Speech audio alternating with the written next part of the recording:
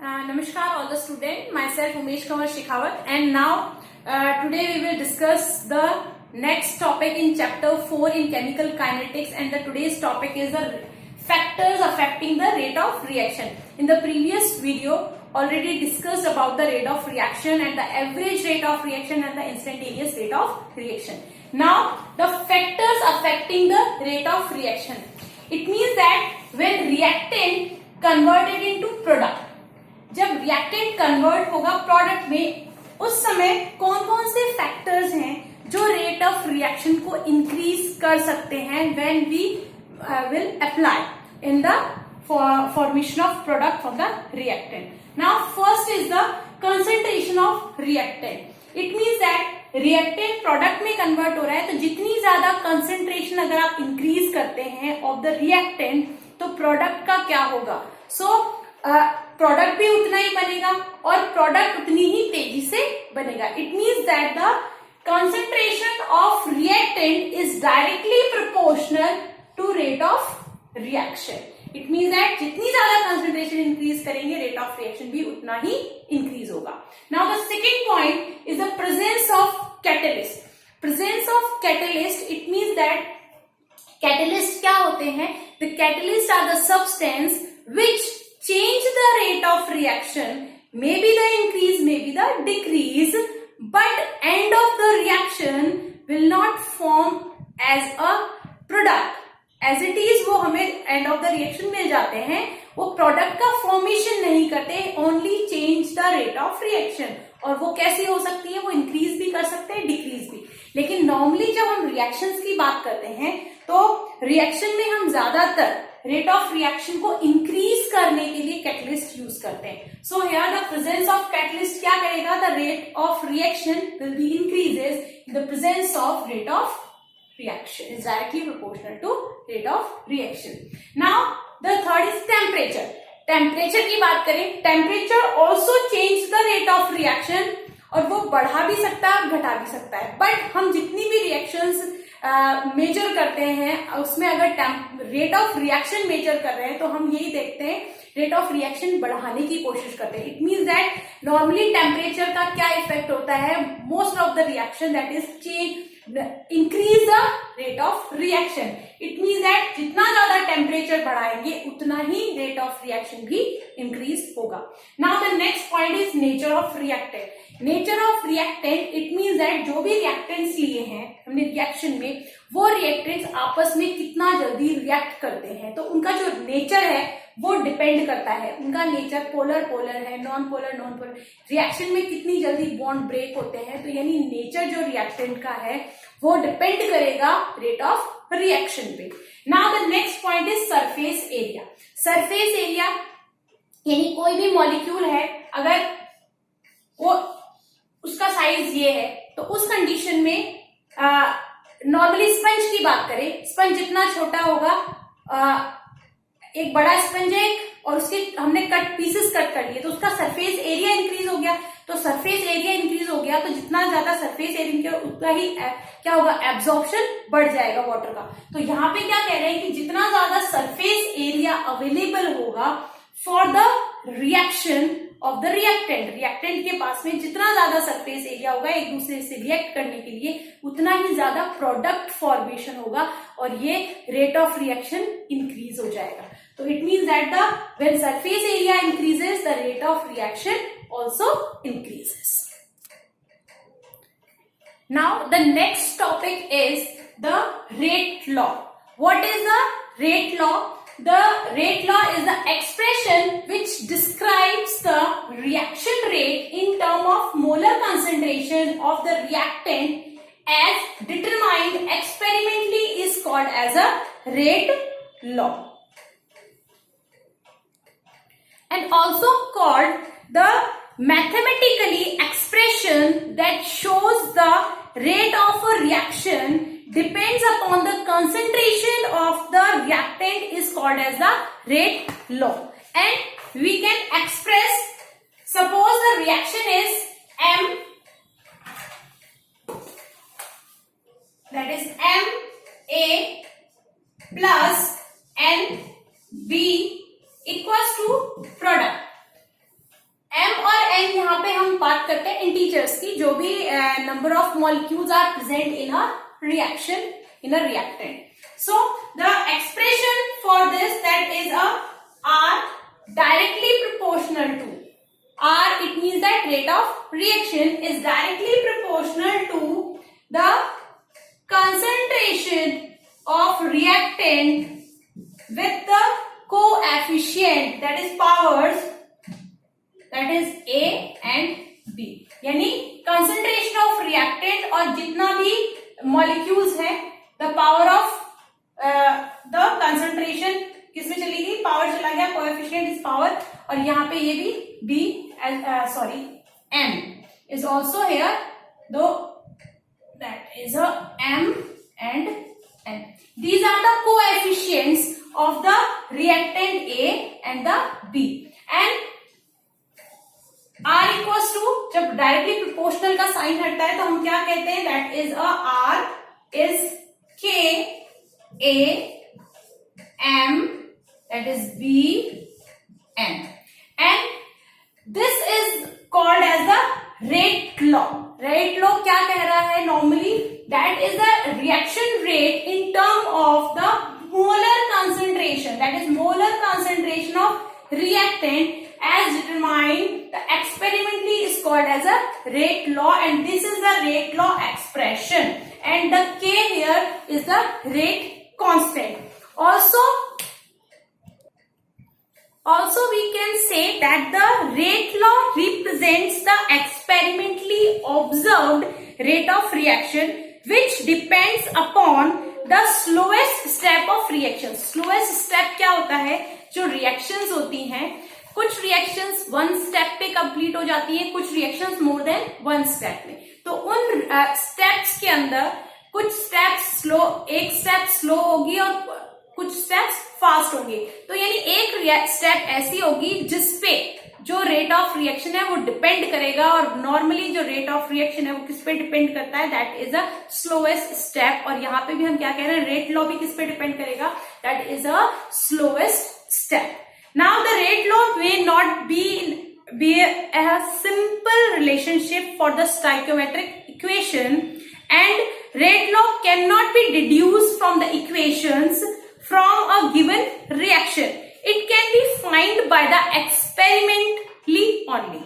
Now it may not depend upon the concentration of species which do not appear in the equation for the overall reaction. कहने का मतलब है जो rate law है वो किसके लिए लिखा जाएगा, ओनली द स्लोएस्ट स्टेप, और स्लोएस्ट स्टेप में जो रिएक्टेंट होंगे उन्हीं पे ही रेट ऑफ रिएक्शन डिपेंड करेगा.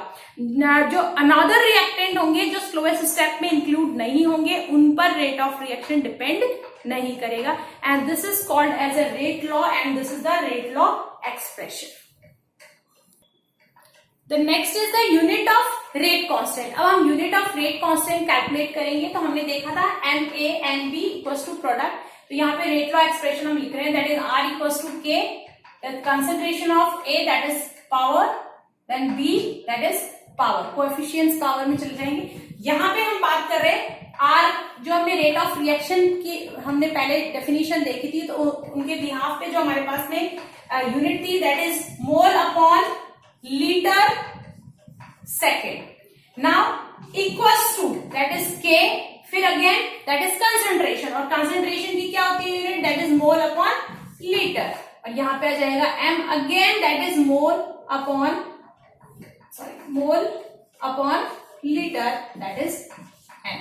So from this process we can calculate the again that is unit of rate constant. But हमें unit of rate constant calculate कर सकते हैं, बट ये थोड़ा सा लंबा प्रोसेस होता है. तो for this a simple formula by which we can calculate the that is rate constant unit for any reaction.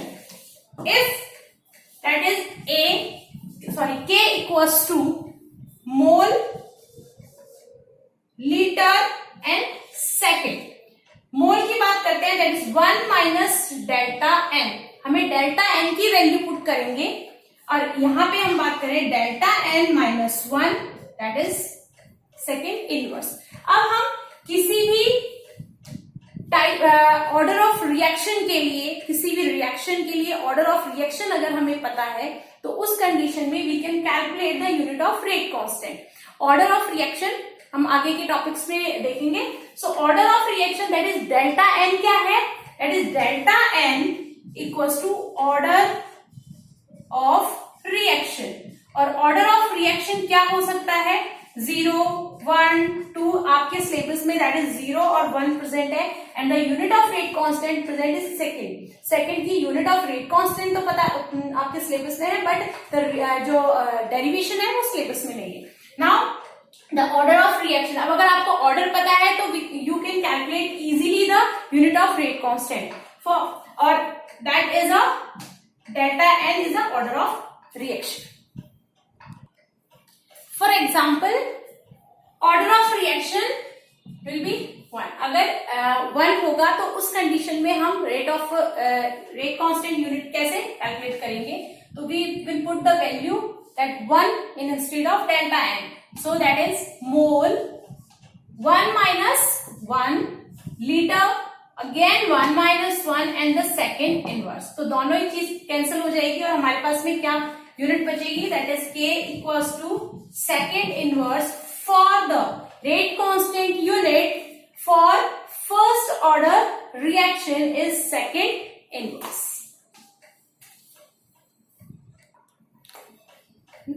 Next point is the specific rate. Specific rate की बात करेंगे. When change in concentration of reactant with respect to time is equal to unity, then rate of reaction is equal to the rate constant, and this rate is called as a specific rate. यानी rate को specific rate कब कहेंगे? हम क्या कह रहे हैं? That is A converted into product.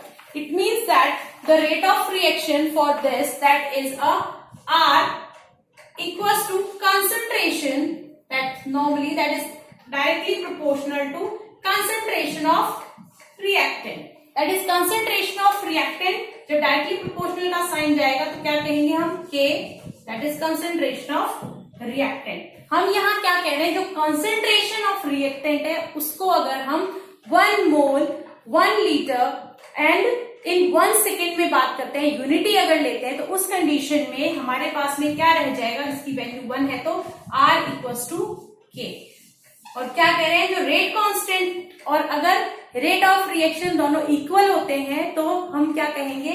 This rate is called as a rate specific rate of reaction. The next point is the elementary reaction. Elementary reactions and the next topic will be the multi-step reaction.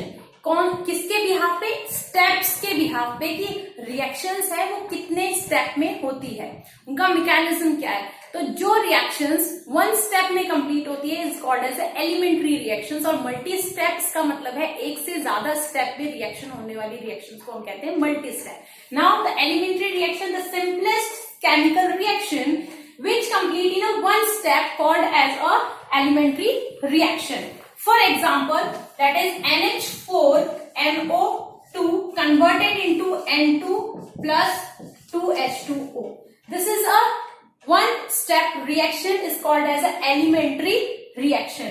The next example is H2 plus I2 equals to 2HI. This reaction is also a elementary reaction. In a multi-step reaction, जब हम बात करते हैं rate of reaction, rate expression की, तो वो किस तरह से आएगा? Rate law, that is R equals to, that is normal, that is K. अगर हम डायरेक्टली प्रोपोर्शनल लगाए पहले तो that is डायरेक्टली प्रोपोर्शनल, और कंसंट्रेशन किसकी? रिएक्टेंट की. तो रिएक्टेंट की कंसंट्रेशन कितनी हो जाएगी? NH4NO2. That the concentration, rate of reaction किस पे डिपेंड कर रहा है? The concentration of the reactant. और यहाँ पे जो रिएक्टेंट है एक ही स्टेप में रिएक्शन हो रही है, इसका मतलब है जो रेट लॉ एक्सप्रेशन होगा वो किसके ऊपर डिपेंड करेगा? Only the this molecule. जितने भी नंबर ऑफ मॉलिक्यूल्स प्रेजेंट होंगे एलिमेंट्री रिएक्शन में रिएक्टेंट के फॉर दिस, तो अगर हम लिखेंगे तो R equals to K, that is NH4NO2 bracket close, that is power 1 लगाए तो लगाना जरूरी नहीं है, आप 1 को रिमूव भी कर सकते हैं। अगर 0 है तो we will put the 0 here, that power. The next topic is a multi step reaction, यानी एक से ज्यादा स्टेप में होने वाली रिएक्शन को हम कहेंगे मल्टी स्टेप रिएक्शन। और जो एक से ज्यादा होती है तो उसका मैकेनिज्म होता है कि किस तरीके से रिएक्टेंट ने किस रिएक्टेंट से रिएक्ट किया। So the mechanism of also can say that is the mechanism of reaction, a series of step reactions or the elementary reactions proposed to account for the overall reaction is called the mechanism of the reaction, and the slowest step is called as the rate determining step, that is a slow step is called as a RDS, that is a slow determining, that is rate determining step, that is a slowest step. For example, reaction is a thermal decomposition of dinitrogen pentaoxide. Normally हम बात करते हैं 2N2O5 converted into 4NO2 plus O2। अगर इसके लिए हम rate expression लिखते हैं तो हमारा रेट एक्सप्रेशन किस तरह से आना चाहिए, R equals to K, that is N2O5 power 2। But यहाँ पावर 2 इज रॉन्ग, क्यों? Because this reaction is not a elementary reaction, is a multi step reaction and complete in 2 steps. In a first step, that is N2O5, that is step 1, in N2O5 converted into NO2 plus NO3. This is the slow step. And again the N2O5 plus this NO3 react and then converted into again 3NO2 plus O2। NO3 से NO3 cut जाएगा और हमारे पास में क्या बचेगा, that is 2N2O5, 3 plus 1, that is 4NO2 and O2। It means जो NO3 यहाँ form हुआ है वो ना तो हमने जो मतलब अपीयर भी हुआ और डिसअपीयर हो गया इन द जब रिएक्शन चल रही थी। तो यहाँ पे क्या है, this is the multi step reaction जहां पे कुछ रिएक्टेंट का फॉर्मेशन भी हो गया और डिसअपीयरेंस भी हो गया।